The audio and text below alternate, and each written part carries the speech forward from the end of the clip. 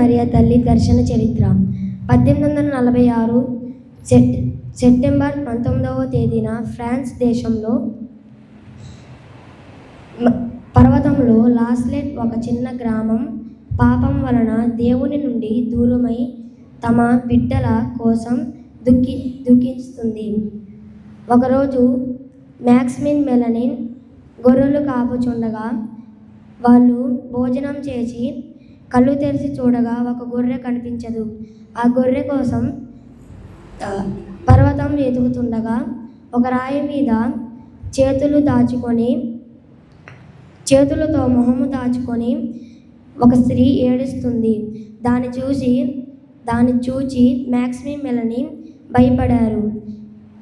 ఆ స్త్రీ భయపడకుండా నా దగ్గరికి రండి అన్నది. ఆ స్త్రీ ఎవరంటే లాస్లెట్ మాత.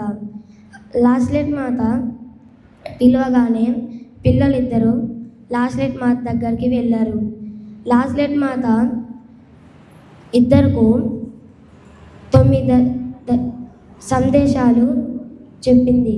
మొదటిది, నా ప్రియ బిడ్డలారా, భయపడకుండా నా దగ్గరకు రండి.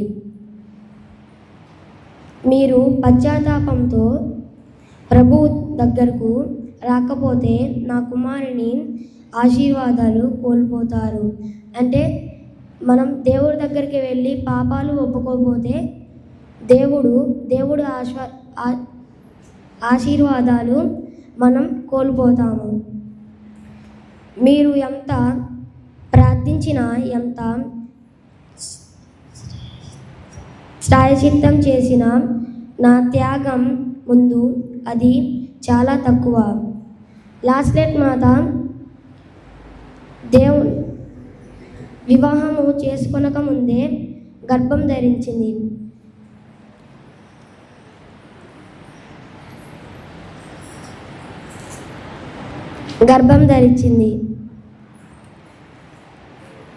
లాస్లెట్ మాత గ్రామంలో ఉన్న ప్రజలు లాస్లెట్ మాతను ఎంతో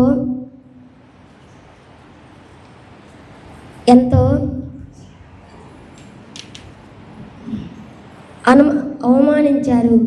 లాస్లెట్ మాత ఆ అవమానాలను ఓర్చుకొని దేవుణ్ణి కన్నది.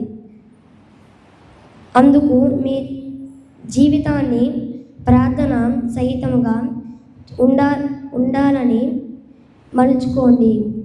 దేవుడు మీకు 6 దినములు పనిచేయుటకు ఇచ్చును. దేవుడు మనకు 6 దినములు పనిచేయుటకు ఇచ్చును. 7వ దినము దేవుని సన్నిధిలోకి వెళ్ళి